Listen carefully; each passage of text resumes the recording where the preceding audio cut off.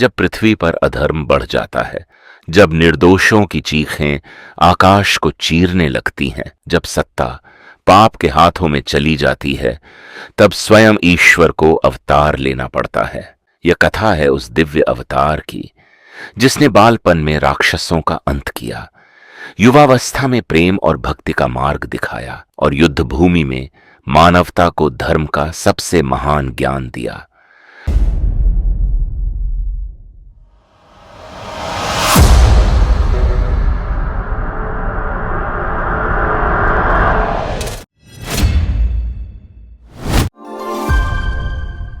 पवित्र भूमि भारत के मध्य भाग में एक भव्य, समृद्ध और दिव्य नगरी थी, मथुरा।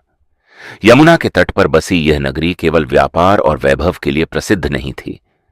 यह भूमि देवताओं के आशीर्वाद से पवित्र मानी जाती थी।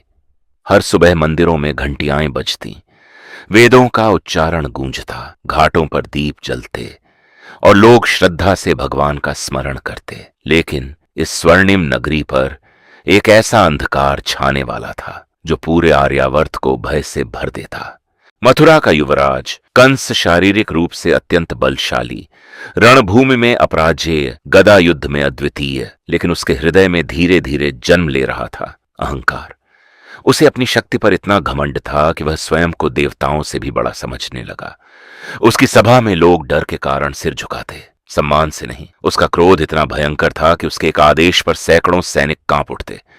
और धीरे धीरे कंस ने अपने पिता राजा उग्रसेन को सिंहासन से उतार दिया और स्वयं मथुरा का राजा बन बैठा। अब धर्म दबने लगा, अन्याय बढ़ने लगा और प्रजा भय में जीने लगी। उसी समय मथुरा में एक राजकुमारी थी, देवकी, पवित्र, करुणामयी और दिव्य तेज से युक्त। उनका विवाह हुआ महान, धर्मनिष्ठ और वीर पुरुष वसुदेव से। पूरा मथुरा इस शुभ विवाह के उत्सव में डूब गया।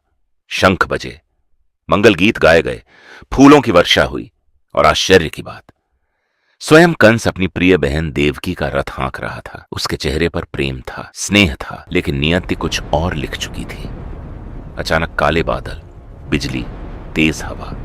जैसे ही रथ नगर सीमा पार करने लगा, आकाश में एक दिव्य गूंजती हुई आवाज प्रकट हुई। हे कंस, जिस देवकी को तू इतने प्रेम से विदा कर रहा है, उसी का 8वां पुत्र तेरी मृत्यु का कारण बनेगा क्षण भर में।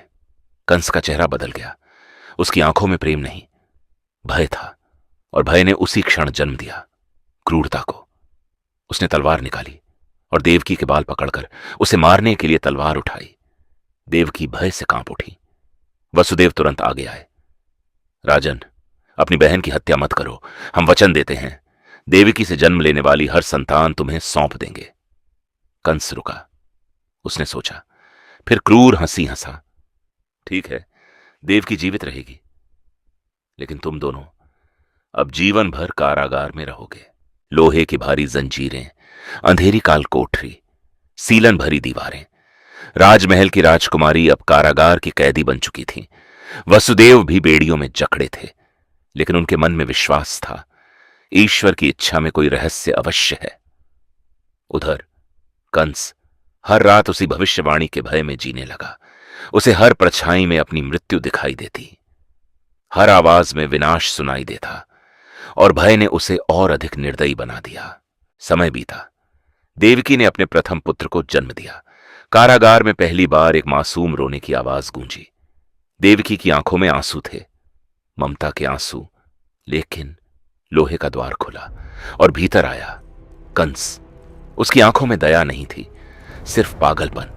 उसने नवजात शिशु को देवकी की गोद से छीन लिया। देवकी चीख उठी, भैया, यह निर्दोष है। वसुदेव बोले, यह 8वां पुत्र नहीं है। लेकिन कंस अब तर्क नहीं सुनता था। भय ने उसकी आत्मा निगल ली थी और उसने उस मासूम शिशु को पत्थर पर पटक दिया। भयावह मौन, देवकी का विलाप। 1 नहीं, 2 नहीं, 6 निर्दोष बालकों का यही अंत हुआ। लेकिन अब देवकी के गर्भ में आने वाला था एक ऐसा दिव्य रहस्य जो इतिहास बदल देता। क्या था 7वें गर्भ का रहस्य? कैसे स्वयं भगवान पृथ्वी पर अवतरित होने वाले थे?